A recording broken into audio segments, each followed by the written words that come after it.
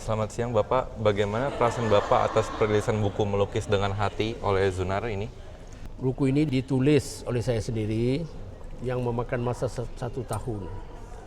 Dan 1 tahun ini termasuk mengumpul materi-materi untuk buku ini. Lukisan-lukisan saya yang lama. Dan karena buku ini mengandungi lukisan-lukisan yang saya lukis dari tahun 1976 hingga sekarang. Jadi pengumpulannya adalah satu proses yang panjang. Menulisnya juga satu proses yang panjang. Dan buku ini dihasilkan dengan satu konsep baru yang tidak ada ramai orang yang mau melakukannya, yaitu gambarnya kekal dalam galeri. Secara layoutnya, gambarnya kekal dalam galeri. Kalau kita lihat di sini, yang semua foto-foto kekal dalam galeri, dan di sini adalah layout teksnya. Jadi ia berbeda sedikit, dan karena itu setelah siap penulisan, setelah siap diedit, proses berikutnya adalah bagaimana untuk menyusun mereka bentuk grafiknya.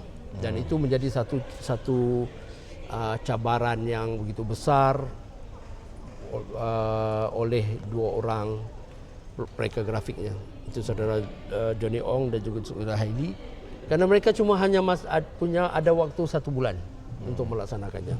Jadi cabarannya sangat besar. Sudah pasti apabila siap, saya merasa puas, saya merasa sangat senang. Kalau menurut Bapak, apa yang mau Bapak sampaikan terhadap pembaca ketika mereka membaca Melukis dengan Hati oleh Zunar? Ya, pertama mereka harus tahu apabila saya menyebut melukis dengan hati, itu artinya saya lukis benar-benar dengan hati, yaitu melalui konsep yang saya pegang. Lukisan yang dilukis dengan tangan itu sampai ke mata, manakala lukisan yang dilukis oleh hati sampai ke hati. Jadi itu yang pertama saya nak mereka tahu itu. Yang kedua, buku ini bukan mengenai diri saya. Ia adalah catatan yang boleh digunakan oleh setiap orang, yaitu bagaimana menghadapi cabaran, bagaimana saya menghadapi proses undang-undang, dan bagaimana melukis satu karikatur atau kartun yang benar-benar tepat ke sasaran. Bagaimana melukis itu harus punya ilmu yang tinggi, harus banyak membaca. Jadi ini semua orang boleh menggunakannya. Dan saya mau buku ini juga menjadi inspirasi kepada orang-orang muda. Contohnya mau melihat bagaimana perjalanan saya ini dijadikan contoh, dan mereka juga bisa menjadi seperti itu dalam bidang masing-masing. Ya, tak perlu semuanya jadi kartunis ya. Ada yang mau jadi penulis, silakan, buku ini juga boleh. Ada yang mau menjadi pengacara ya, peguam, lawyer juga boleh, karena dalam sini ada juga cerita-cerita cabaran di mahkamah dan sebagainya. Jadi untuk melukis dengan hati ini pandangannya untuk semua kalangan pelukis saja atau bisa semua yang membaca? Semua yang membaca, bukan hanya pelukis saja. Bukan hanya pelukis, ini semua orang, karena ia boleh dijadikan inspirasi. Artinya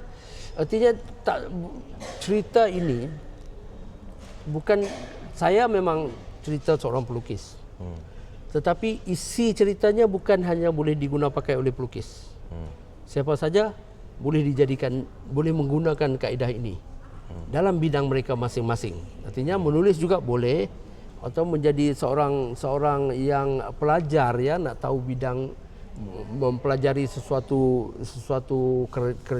kerjaya, mereka bisa jadikan ini sebagai satu inspirasi. Jadi buku ini sebenarnya adalah motivasi. Untuk pertanyaan terakhir, apa yang Bapak rasakan ketika mau meluncurkan buku Melukis dengan Hati? Ya, saya merasa berdebar-debar, merasa gemetaran, geregetan, karena saya tidak tahu keputusannya bagaimana. Saya telah melakukan yang terbaik, saya dengan pasukan telah melakukan yang sebaik mungkin. Kita berharap sambutan yang baik juga daripada orang yang membaca, terutama yang juga akan dibaca oleh Perdana Menteri Malaysia ya. Jadi saya jadi gemetarnya lebih dari yang lain. Tetapi saya, seperti yang saya sebut tadi, saya dah buat yang terbaik, dan semuanya kita serah kepada pada Tuhan ya. Yang lainnya. Terima kasih ya Pak. Sama.